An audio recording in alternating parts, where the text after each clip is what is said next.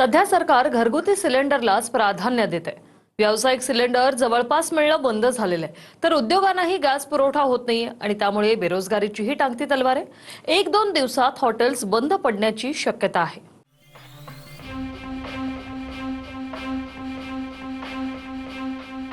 पुण्यापासून कोल्हापूर आणि नागपूरपासून ते छत्रपती संभाजीनगर पर्यंत व्यावसायिक सिलेंडरचा पुरवठा होत नसल्यानं व्यवसायावरच कुऱ्हाड आली आहे। युद्धामुळे गॅस तुटवडा निर्माण झाल्यानं घरगुती गॅसलाच प्राधान्य देण्यात येत आहे। त्यामुळे व्यावसायिक गॅसच्या गाड्या प्लांटच्या बाहेर तशाच थांबल्या।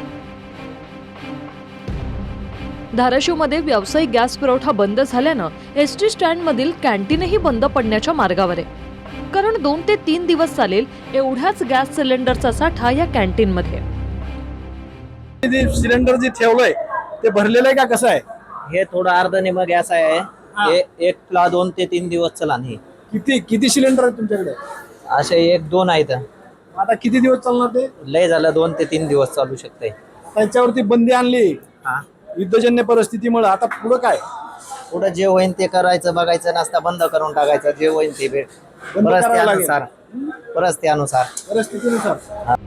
कोल्हापुरातही हॉटेल आणि रेस्टॉरंट चालकांसमोर व्यवसाय कसा सुरू ठेवायचा हा प्रश्न आहे। व्यावसायिक गॅस पुरवठ्यात 50% घट झाली। आतापर्यंत एका आठवड्यात 4 सिलेंडर मिळत होते, पण आता 2 सिलेंडर मिळतायत। अशी परिस्थिती कठीणच होत चालली आहे। 4 दिवसातनं एक गाडी येत होती, 3-4 सिलेंडर मिळत होते आपले। आता 4 दिवसातनं एक गाडी येते, 2च सिलेंडर मिळत चाललेत आता। त्यामुळे आता इथून पुढं व्यवसायावर परिणाम होतच जाणार। जेवढं सिलेंडर मिळणार तेवढ्यावरच आपल्याला हे करायला लागणार। मटेरियल तेवढंच मटेरियल भिजवायला लागणार तेवढंच। आता म्हणजे ती आणि परिस्थिती इथून पुढे वाईटच होऊन जाणार। व्यावसायिक गॅस सिलेंडरचा फटका मंदिरांच्या अन्नछत्रांनाही बसलाय। पंढरपूरच्या विठ्ठल रुक्मिणी मंदिर समितीच्या अन्नछत्राला गॅस टंचाईच्या झळा बसल्यात। 2 ते 3 दिवस पुरेल एवढा सिलेंडरचा साठा मंदिर प्रशासनाकडे आहे। पंढरपुरात रोज 10,000 भाविक प्रसादाचा लाभ घेत असतात। शिर्डीच्या साई प्रसादालयात रोज 1.5 टन गॅसची आवश्यकता आहे। 20 दिवस पुरेल एवढाच साठा इथे उपलब्ध आहे। साई संस्थानाकडून सौर ऊर्जेचाही मोठ्या प्रमाणात उपयोग केला जातोय। या प्रकल्पाच्या वापरातून भात आणि डाळ शिजवली जाते।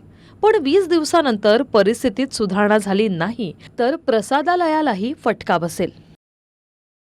एलपीजी सध्या युद्धजन्य परिस्थितीमध्ये जर एलपीजीचा पुरवठा जर काही खंडित झाला किंवा अपुरा झाला तर त्या दृष्टीने संस्थांना निश्चितच पावले उचलावे लागणार आहेत। आणि त्यामध्ये जे आहेत जर जे आपण प्रसाद भोजन देतो त्यामध्ये थोडासा बदल करावा लागणार आहे, जेणेकरून जास्तीत जास्त भाविकांना आपण प्रसाद भोजन त्याद्वारे उपलब्ध करून देऊ शकतो। आणि ते जे आहेत काही जे आहेत लाडू वगैरे त्याच्यावरती परिणाम मात्र होऊ शकतो। व्यावसायिक सिलेंडर मिळणं बंद झाल्यानं पुण्यात अनेक हॉटेल्सने चुलीचा उतारा शोधलाय। पुण्यात काही हॉटेल्सने चुलीवर स्वयंपाक करणं सुरू केले, त्यामुळे हॉटेलमध्ये येणाऱ्या ग्राहकांना चुलीवरचं जेवण या निमित्ताने मिळते। इराण आणि इस्रायल युद्धाचा थेट परिणाम जो आहे तो हॉटेल व्यवसायावरती झालेला पाहायला मिळतोय आणि त्याचाच परिणाम म्हणून आपण पाहतोय की सगळे हॉटेल्समधले सिलेंडर जे आहेत ते संपले आपल्याला पाहायला मिळत आहेत। आणि दुसऱ्या बाजूला आपण पाहतोय या ठिकाणी हॉटेल व्यावसायिकांकडून चुलीवरती सध्या या ठिकाणी स्वयंपाक जो आहे तो केला जातोय। व्यावसायिक एलपीजी गॅस सिलेंडर जे आहेत ते व्यावसायिकांकडे उपलब्ध नाही आहेत आणि त्याचा परिणाम म्हणून काळ्या बाजाराने जवळपास 5,000 रुपये किमतींमध्ये हे सिलेंडर जे आहे ते जाताना पाहायला मिळते। मात्र पर्यायी आपण पाहतोय की मार्ग म्हणून हॉटेल बंद ठेवण्याऐवजी थेट आता चुलीवरती जे आहे स्वयंपाक या ठिकाणी हॉटेल व्यावसायिकांकडे केला जातोय।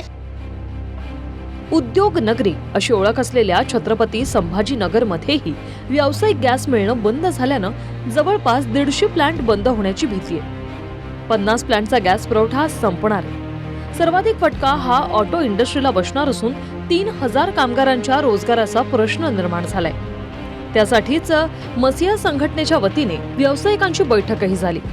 पेट्रोलियम मंत्रालयानं पर्यायी व्यवस्था करून देण्याची मागणी मसिया संघटनेने केली। आपल्या कंपनीमध्ये जे सरफेस ट्रीटमेंटचं काम होतं ज्याच्यामध्ये कलर कोटिंग म्हणू आपण त्यांना, तर त्या प्रोसेससाठी आम्हाला गॅसचे रिक्वायरमेंट असते एलपीजी गॅसची। आणि मागच्या 6 तारखेला जे आम्हाला एक लेटर आलं आहे की सध्या औद्योगिक क्षेत्रांना जो दिला जाणारा आहे गॅस तो इमिजिएटली ताबडतोब थांबवण्यात येतोय म्हणून। आणि त्यानंतर आम्हाला गॅसचा पुरवठा येणं बंद झालेलं आहे। आज आता कंडिशन अशी राहिली की आमच्याकडे फक्त 12 तास पुरेल एवढंच गॅस अवेलेबल आहे आणि 12 तासामध्ये जर काही कन्फर्मेशन नाही मिळालं तर हे जे तुम्ही बघितलं ते प्रोसेसेस ऑटोमॅटिकली ते बंद होणार आणि पूर्ण कंपनी किंवा कारखाना बंद ठेवायची वेळ येऊ शकते. जवळपास अफेक्टेड जे लोक राहणार ते 1200 लोक राहणार आहेत, ज्याच्यामुळं या लोकांना आपल्याला काम काय द्यावं हे अजून आम्हाला क्लॅरिटी आलेली नाही जर गॅस मिळाला नाही तर. इराणसोबत अमेरिका आणि इस्रायलच्या युद्धाला 11 दिवस झाले. आखाती देशातून इंधन पुरवठ्यावर परिणाम झाल्यानं फक्त घरगुती सिलेंडरच नाही तर व्यावसायिक सिलेंडर उद्योगांमध्येही गॅसचा पुरवठा होत नसल्यानं बेरोजगारीचाही प्रश्न निर्माण झालाय. Bureau report TV9 Marathi.